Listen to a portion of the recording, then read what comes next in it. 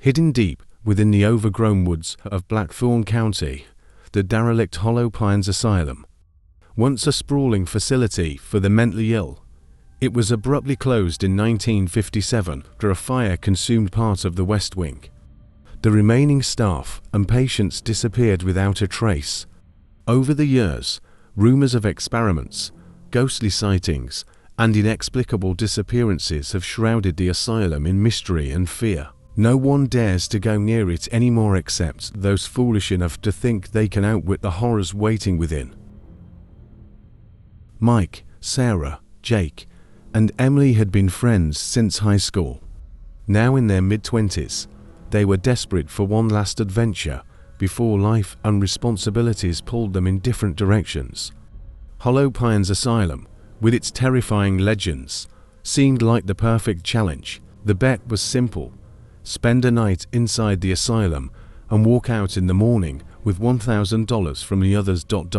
The asylum loomed ahead, its shadowy silhouette framed by the pale moonlight.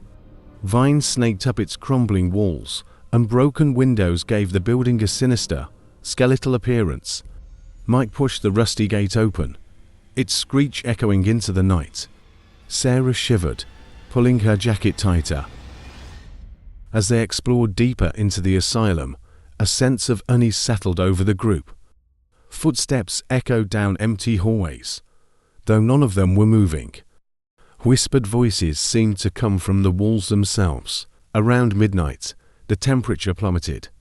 Their breath fogged in front of them as they set up a makeshift camp in what appeared to be the staff lounge.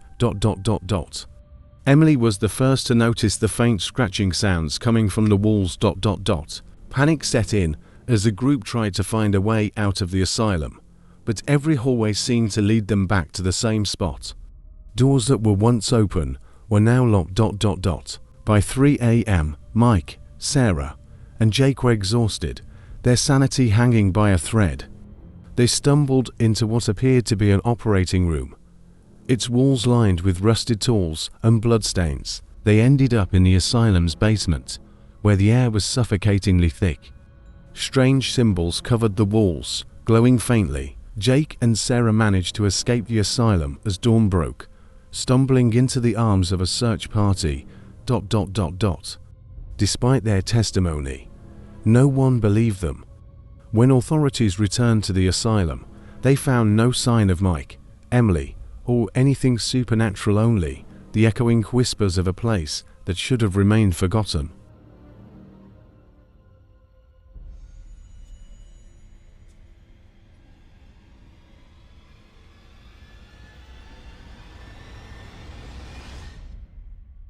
Anna got into her car to drive home after a long day at the office on a rainy Friday evening. The city streets were deserted and silent, with only the occasional sound of rain hitting the windows. She turned on her navigation system, but the signal was intermittent due to the bad weather. As she drove between shadowy buildings, a notification on her phone caught her attention. Stray from the road, otherwise there will be no return. The message was anonymous and the sender was unknown. Anna smiled at the message. Strange spam message, she thought. She put her phone back and continued driving. Soon after, her car radio screen began to static. The music turned into a strange hum and then suddenly stopped. Anna glanced in the rearview mirror as she sat behind the wheel. For a moment, she thought she saw something moving in the back seat, but when she looked in the mirror again, she saw nothing. Soon after, her car radio screen began to static. The music turned into a strange hum and then suddenly stopped. Anna glanced in the rearview mirror as she sat behind the wheel. For a moment, she thought she saw something moving in the back seat, but when she looked in the mirror again, she saw nothing. A short distance away, she noticed a man standing on the side of the road. He was leaning over the hood of his car, if he were fixing it. Anna found this figure, standing alone in the rain, strangely frightening. She increased her speed as she passed him, but she couldn't see his face in the rearview mirror. It was shadowy, as if he had no face. Her phone vibrated again. You should have stopped and talked to him. It's too late now. Her car lights suddenly started to go out. The engine stopped and Anna was left helpless in the dark, amidst the noise of the rain. She tried to start her car again, but it was no use. There was complete darkness around her. The phone screen flickered once more. "I'm watching you." A video message had been sent to her phone's camera. In the video, a dark figure was seen circling Anna's car a few seconds earlier. Anna decided not to get out of her car. She locked the doors and tried to call the police, but there was still no signal. At this point, she heard something tapping on the roof of the car. At first she thought it was the rain, but the sound came in a regular rhythm, as if someone was scratching the roof. When she gathered her courage and lifted her head up to check the roof, she saw a spooky face staring out the window. However, it was more like a blank mask than a human face. He screamed and pulled himself back without opening the door. She jumped out of the car and ran out into the rain. As he ran toward the lakeside, he could hear someone following his steps in the dark. When he looked back, he saw no one, but the footsteps were still ringing in his ears. His phone vibrated again. "You can't run. It's too late anyway." After a while, she reached what looked like a hut. When she entered, the inside of the hut looked much larger than usual. Old gas lamps were burning on the wall, and there was an old radio on the table. The radio started playing by itself, and a deep male voice could be heard. "You should never have opened the door." A door inside the hut caught her attention. When she opened the door, she realized that it opened into a narrow corridor. The end of the corridor was nowhere to be seen. When she tried to turn back, she realized that the door behind her had disappeared. Now she had no choice but to continue down this dark corridor.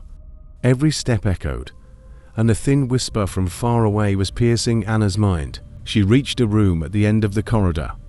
The room was full of old photographs and broken mirrors. In one of the photographs, he saw himself. But that was impossible because it looked like it had been taken 10 years before that. In another photo, the man she had passed a few minutes ago was looking towards her. When she looked into one of the mirrors, she noticed a dark figure behind her own reflection. She quickly turned around, but no one was there. The figure in the mirror seemed to be approaching her. She opened the door of the room and started running again. But no matter how much she ran, she would always end up back in the same rooms. Her phone vibrated again. "This is your last chance. Surrender." Anna sat down on the floor in despair and checked her phone again. With the camera on, she saw the figure approaching her in the darkness. But this time, there was not just one figure, but many shadows. As the figures approached her, one final message appeared on her phone screen. "You called us here." The figures surrounded Anna, gathering silently around her. At that moment, the phone screen went completely black, and Anna's screams echoed in the void, disappearing.